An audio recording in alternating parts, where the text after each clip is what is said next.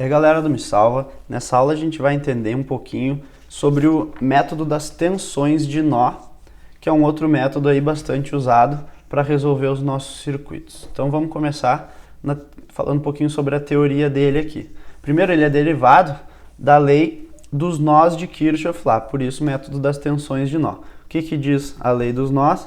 Diz que o somatório das correntes em um nó é igual a zero. Por que é o método das tensões de nó, então? A gente vai atribuir tensões para os nós do circuito e a gente vai reescrever essa equação aqui do somatório de correntes em função dessas tensões desconhecidas dos nós.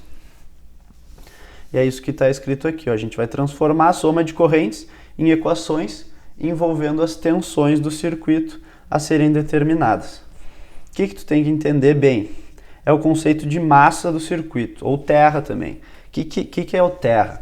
Na verdade, ele é uma referência. É a referência que diz que ali a tensão é zero.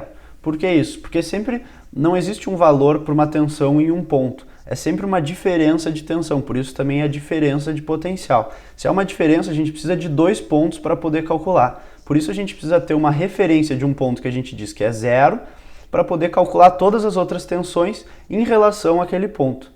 E não importa onde tu botar essa referência, porque a diferença vai acabar se compensando depois no teu resultado.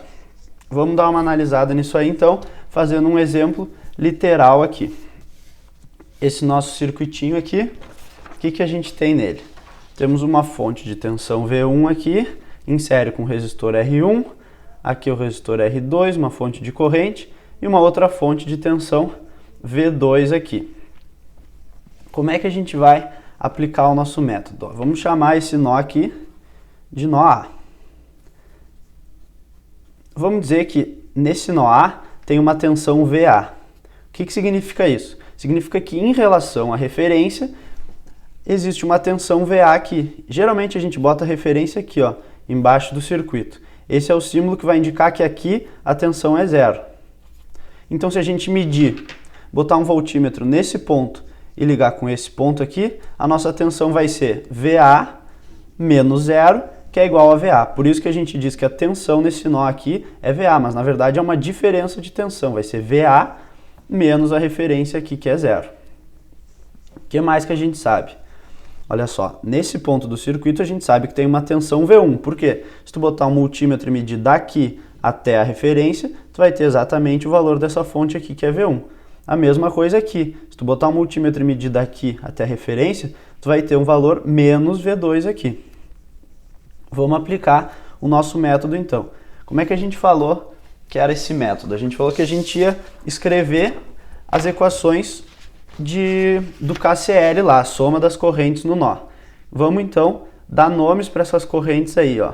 A gente sempre vai escrever as correntes que a gente não conhece, saindo desse nosso nó aqui. Então a gente vai botar I1 para cá, a gente pode chamar essa corrente de I1 minúsculo e essa corrente para cá de I2. Vamos aplicar então o KCL nesse nó A aqui. Ó, tem esse I maiúsculo chegando, I1 e I2 minúsculo saindo. Então, botando isso numa equação aqui, a gente vai chegar nessa equaçãozinha aqui. I1 mais I2 igual a I. Bem tranquilo aí. O que a gente vai fazer agora? A gente vai reescrever essas correntes I1 e I2 em função daquela tensão VA lá. Vamos lá, então, analisar um pouquinho isso aqui, ó. Se a gente tem VA aqui e a gente tem V1 aqui nesse ponto, qual vai ser essa corrente I1 aqui?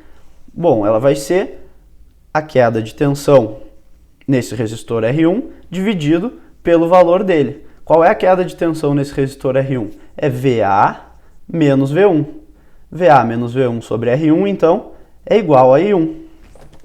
Vamos jogar isso aqui nessa nossa equaçãozinha aqui, ó. VA menos V1 sobre R1 é igual a I1. Escrevemos, então, uma expressão para I1. Por que é VA menos V1? Olha só, como esse sinal aqui é positivo, pensa que essa fonte aqui está tentando empurrar uma corrente para o circuito para lá. Então, Se tu pegar VA mais V1, seria como se tu estivesse tentando botar mais corrente para a esquerda aqui, mas não é isso que está acontecendo. Na verdade, essa fonte aqui está forçando contra o VA. Só que como tu está no sentido assim, tu vai fazer VA menos V1. Às vezes é meio difícil entender assim, porque que é o VA menos o V1, mas tu tem que pensar na tensão em cima desse resistor aqui que tu vai entender. Ó, a mesma coisa acontece nessa outra aqui, ó. O que essa fonte aqui está fazendo? Ela está tentando puxar a corrente para esse lado aqui do circuito. Então, a corrente I2 aqui vai ser VA mais V2. VA mais V2 sobre o R2 vai ser esse nosso I2 aqui. Então, a gente vai escrever isso aqui, ó. VA mais V2 sobre o R2 ali. O que acontece agora? A gente vai jogar esses valores de I1 e I2 que a gente encontrou dentro dessa equação aqui. Como é que vai ficar? Vai ficar VA menos V1 sobre R1 mais VA mais V2 sobre R2. Isso é igual àquele I lá conhecido. O que acontece então? A gente chegou numa equação com uma incógnita, que é o nosso VA. Se a gente resolver isso aqui, a gente vai ficar, ó, aqui que multiplica o VA, que é 1 sobre R1 mais 1 sobre R2. A gente tem V1 sobre R1, passa para lá, passa o V2 sobre R2 para lá, e a gente chega então num valor para RA aí. Aqui a gente vai deixar assim literal, mas esse é o método das tensões de nó, então. Tu vai dar um nome para os nós, vai dizer que neles existe uma tensão, e tu vai aplicar a soma das correntes nesse nó, fazendo sempre VA menos ou mais a outra tensão que tiver aqui, VA menos ou mais a outra tensão que tiver aqui, dividido pelos resistores.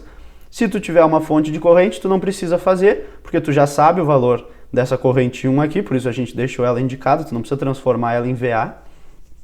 E aí tu vai chegar em equações que vão te permitir resolver esse circuito aí. O que acontece se tu tem mais de um nó que tu não conhece a tensão? Tu vai ter um VA, vamos supor que a gente tivesse mais circuito para cá, a gente poderia chamar esse nó aqui de VB. E aí a gente ia ter duas equações, uma da soma das correntes no nó A e uma da soma das correntes no nó B, e aí a gente ia ter um sistema a duas incógnitas e duas equações, e novamente a gente ia conseguir resolver aí o nosso circuito. Nas próximas aulas, então, a gente vai fazer alguns exemplos para entender como é que é a aplicação desse método aí em circuitos um pouco mais complexos. Era isso aí, até a próxima.